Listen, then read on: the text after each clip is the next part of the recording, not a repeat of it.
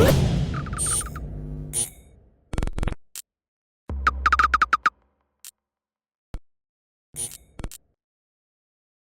is Andi Purewal for Boxing Social in association with Betfred, and I'm joined by Conor Benn out here in the new Matchroom gym. Conor, how you doing? Yeah, good mate. I just finished training, so yeah, feeling alright, man.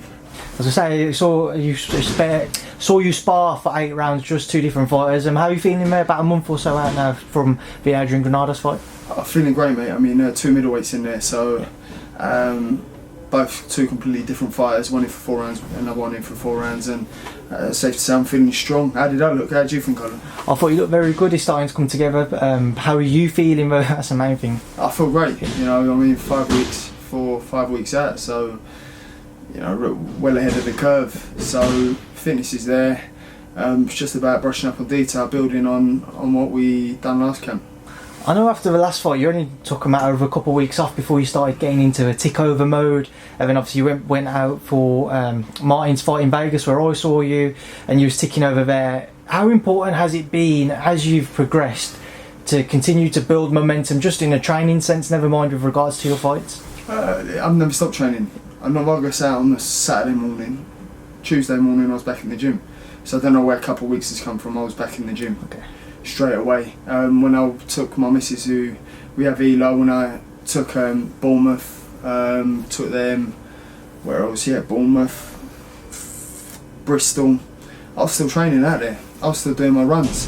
But I just thought it'd be nice to have a little getaway with the family, a little staycation, and I'm still working. I think even if, say, coming into the boxing gym, I was, you need it for your mental health. You need it for I need it for my own sanity. So you know, training is therapy for me. So I'm always working and always grafting, with or without boxing. I'm always training, doing something.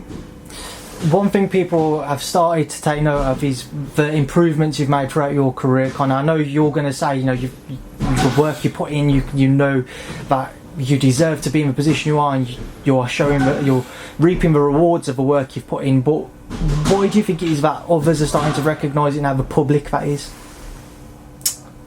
I don't know. I think the way the media can portray things, I think that maybe the way my social media portrays me come across, you know, it's an easy option for people to say, yeah, he got it from his dad.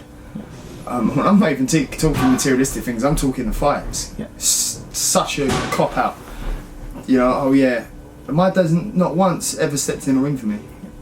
Not once. I mean, it would have been nice. It would be nice. But, you know, you can't do what I've done just on the name itself. You know, you can only go so far. You know, my dad's handed me the baton, and there will always be levels in boxing where you get to and people go, yeah, well, when you fight this guy, when you fight that guy, people go, you won't get past English, small fighter, you won't get this, you won't get that. It was, oh yeah, when you fight a proper fighter, you'll do this. When you fight this guy, you'll do this. When you do that guy, so you can never please the public, because you'll never win. That's one fight I will never win, which is fine, and I'm okay with losing that one. That's fine. Do you know what I mean? But I think people are starting to put respect on it, because they thought Formula was supposed to be a hard fight. People go handpicked. If it's good enough for Shawn Porter to fight, it's good enough for me to fight. Samuel Vargas fought Amir Khan not too long ago. Fought Danny Garcia, fought Errol Spence, fought the list goes on. Virgil Ortiz, they're good enough for them to fight. They're definitely good enough for me to fight. Adrian Granados, he should have beat Broner. If he's good enough for them to fight, he's good enough for me to fight. Do you know what I mean? People will always go this or that. I don't see anyone giving Virgil Ortiz stick, who's this massive puncher, big time fighter. He never got no stick. So why is the British public dishing out stick to me for fighting someone he's fought and banged him out in 1 round? It's not necessarily the winning, it's how you win. You can't beat that. The same with Adrian Granados. You know, and I hope he brings it, because at the end of the day I would have loved to have demonstrated more work in the Vargas fight. But that's cool. I'm not complaining. You don't get paid for overtime, so I'll do exactly the same with Granados. I plan on demonstrating a lot of other attributes, because every time we get a different fighter in, I have to show different tools in my kit. And this ain't there now. this ain't for now. This is preparing me for when I do fight for world titles, which, you know, is on the horizon. Let's start off with Granados fight before moving forwards, Conor. Why Adrian Granados, and who else were you considering? Adrian Granados, obviously Devin Alexander wasn't mentioned to me, but I'm like, I don't know, he's getting on a bit. You know, he's like, when what happened was I read one of his comments that said, yeah, he's doing well to stay on your side of the pond. I thought, yeah, alright mate, who are you? Do you know what I mean? And I thought, yeah, Tom, get him in for me. And then I see his page and he's like, he's old. So I'll probably swerve that. Little did I know, I think we tried Chris Algieri as well. Okay. Which is funny because I was with him doing the zone commentary. Yeah. So I'm there doing commentary with him and we're talking and he definitely thinks now that I was sizing him up. Hold on 2 seconds, stay there. That's right, yeah. We'll pick him up back up there. Adrian Granados, and who else you were considering? Yes, Adrian Granados, Devin Alexander. Reason Devin Alexander is he piped up on socials and then I looked at him and I thought, Tony's like, he's a bit old mate, just lose. Despite what he's achieved, he's a little bit way too past it in my opinion in comparison to the fighter he was. Then I didn't know my team tried to fight with Chris Algieri. Now what's funny is I was out doing commentary with him on the zone and I'm asking him, oh yeah, so what weight are you, blah blah blah. So he definitely 100 million% thinks I was sizing him up. And if you're watching this, Chris, I definitely weren't sizing you up, mate. I did not know, but I believe we tried to fight with Chris. He's fighting on the same date, I believe. So that didn't materialise. I like Chris, he's a cool guy, we had a chat and yeah, he's a cool guy, man. So those are the 3 fights I believe we tried. Jordy waits for the European title, but he's injured apparently. Or I don't know what Avanesian's doing. I think Avanesian was vacating to fight for a world title eliminator or world title eliminator, one of them. So I wasn't going to wait around again. I'm not waiting around, you know, I've got to make moves. I want to stay active. I'm not going to wait around for Jordy Waste to be uninjured. And we tried to materialise the fight with Jordy Waste for not the European a while ago. So that's fine, and he would have been a great opponent for me. I'm undefeated in 29 or whatever he is. So, you know, it's the same situation with the British title. Now that I'm past the British title, it's the same thing. We tried making that fight for 7 months. I ain't gonna wait around. European, I ain't gonna wait around. You know, we'll take the fights that are there, and you know, I'll fight anyone. So, at the end of the day, it is what it is. Would I love to have won the European? 100 million%. Would I have loved to have won the British? 100 million%. It's not. People go, oh yeah, why you bypass? I don't want to bypass. Warren was making it difficult. All Eddie kept doing was throwing out dates to them that they said they'd take, which they didn't take. So then I went to Eddie, listen mate, and I think he even sent them another offer over again not too long ago. No, but so that's fine with me. There ain't no skin off my nose. Would I love to win it? Yeah. Would I have loved to win the European? Yeah. But at the end of the day, world title's the end goal. And so far I'm ranked in every governing body. I'm ranked in the WBC, the IBF, WBO, not WBO, WBA, WBC. So no skin off my nose. I'll work my way up towards world title. I'm ranked highly in all of them, so top 15, top 10. So ain't no problem, you know. Everything happens for a reason. I'm doing what I'm doing, and I'm not worried about no one else, what anyone else is doing. I just ain't got the energy.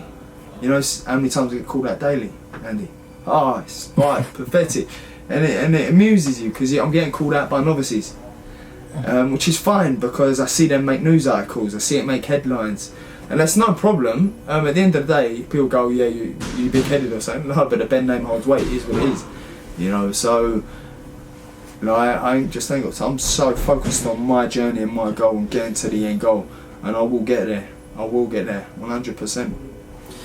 Just to stick with Granados before we do move forwards, what are you expecting from him? How much do you feel he has left? That's my only question. Some people have kind of raised their eyebrows at this fight, is how much does Adrian Granados have left? Even if this is his last chance, the biggest platform to get ranked in every governing body, I can assure you now he's going to come out throwing a kitchen sink at me. But then again, you know what I'm going to do. Yeah. So it don't make no difference to me. He can do what he wants. I don't worry about what they do. I don't care what he brings. I don't care. Bring the heat. Bring whatever you bring. I'll figure you out relatively quickly. Do you know what I mean? Relatively quickly, I'll know what I'll get hold of him. Kind of, it came out recently, obviously you agreed a new fight deal with Matchroom, which was going to be kind of your route towards the world scene and a world title shot. Can you just kind of delve into that a little bit and the plan that Eddie has put into place for you, or he wants to put into place for you? I would not be surprised if my career is going where we think it's going to go. I could fight for a world title in 3 fights. If we do what I believe we're going to do, I could fight. It's a 5-fight deal, yeah, and the 5-fight deal's good. Do you know what I mean? Like, yeah. It's a good deal, you know. I can't complain. Just on the fight front though, you look at that world scene, you've obviously got the Pacquiao Spence fight coming up, Terence Crawford holding the WBO. In your opinion, where is the most likely route for yourself towards world honours? I don't really care, man. I leave that to my team. At the end of the day, I've got to beat the man in the other corner. My team have guided me so well. But I'm not even thinking of that in a minute. Got Granados in front of me. Never making a mistake of overlooking anyone ever again.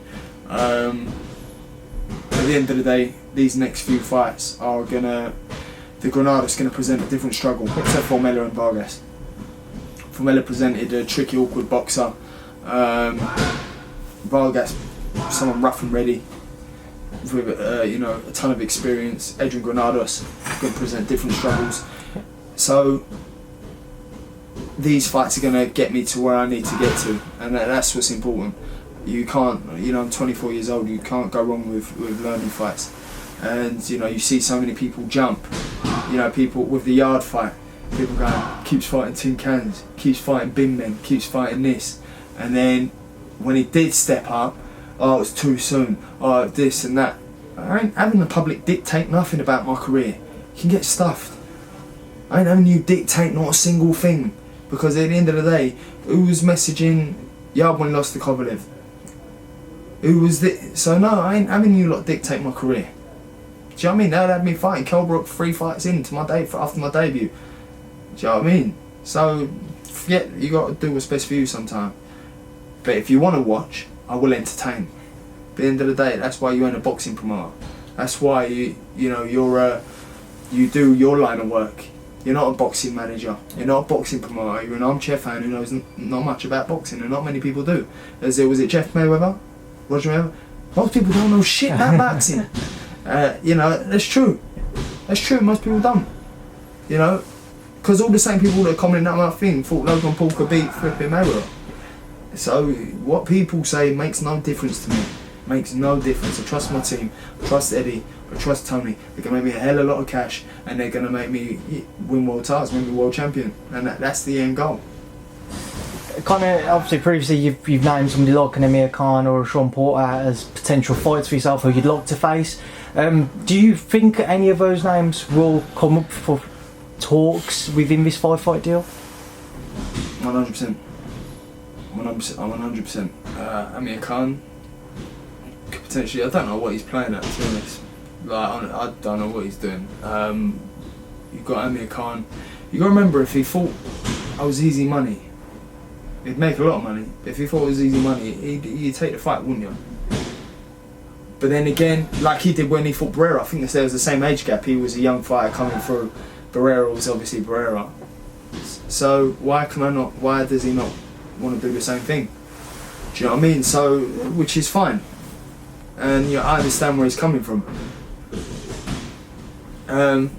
It is what it is. Shawn Porter, same thing. There's an interview where Shawn Porter said I wouldn't fight Virgil Ortiz, Jaron Ennis or Conor Benn. Because what's the point? There ain't really no point. It's a backward step massively for them.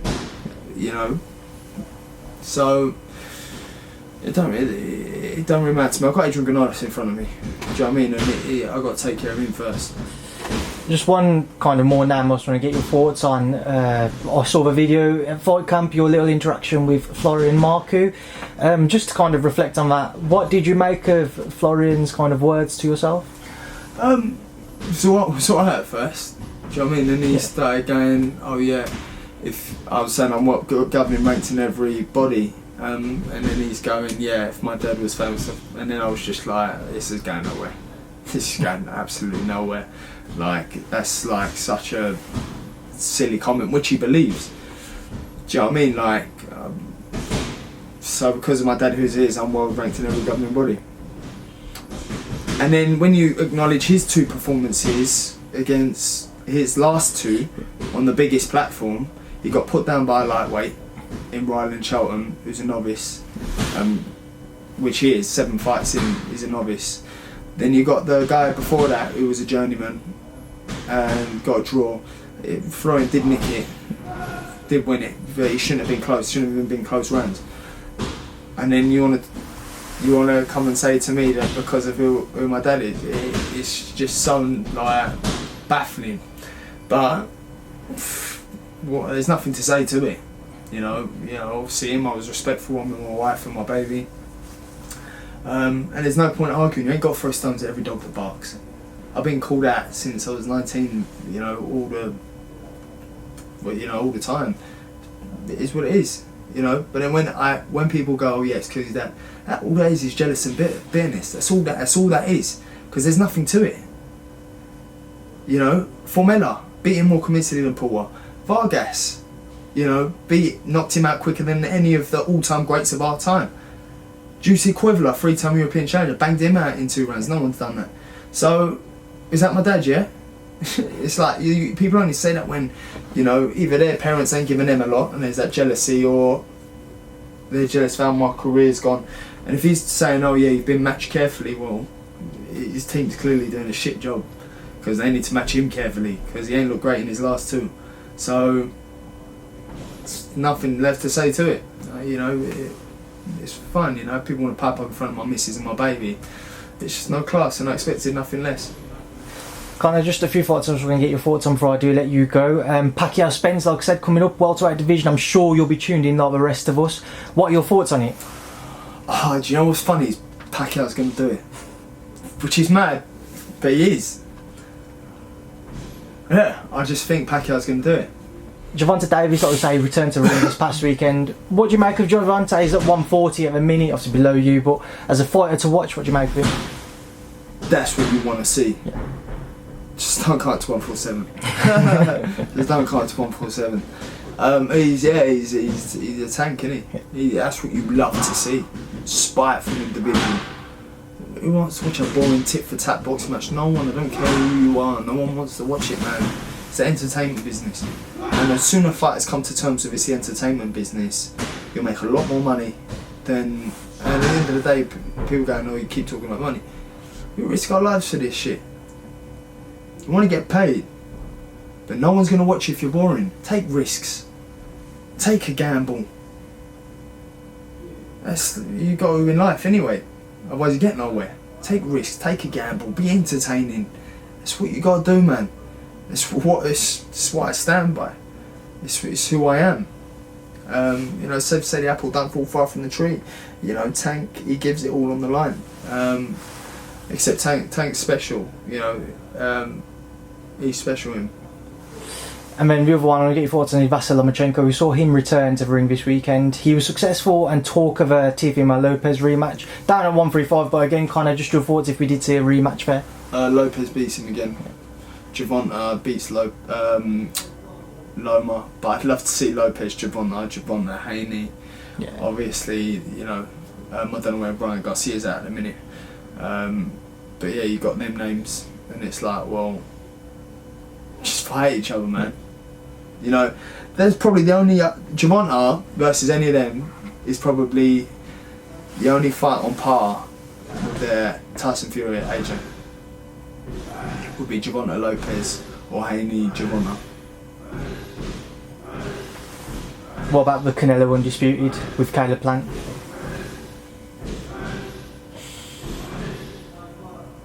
Caleb Plant's my guy, but I'd still Gervonta's for me is just I love watching him fight. Alright, Conor, just before I let you go, one thing I forgot to bring up earlier, I've heard you've been crushing it in the gym. Crushing it in the gym. Just obviously a final word just from yourself to obviously everyone back home who will tune in, watch this interview, those who support you, those who do not support you, just a message. I'd like to say thank you to those who do support me, who don't support me.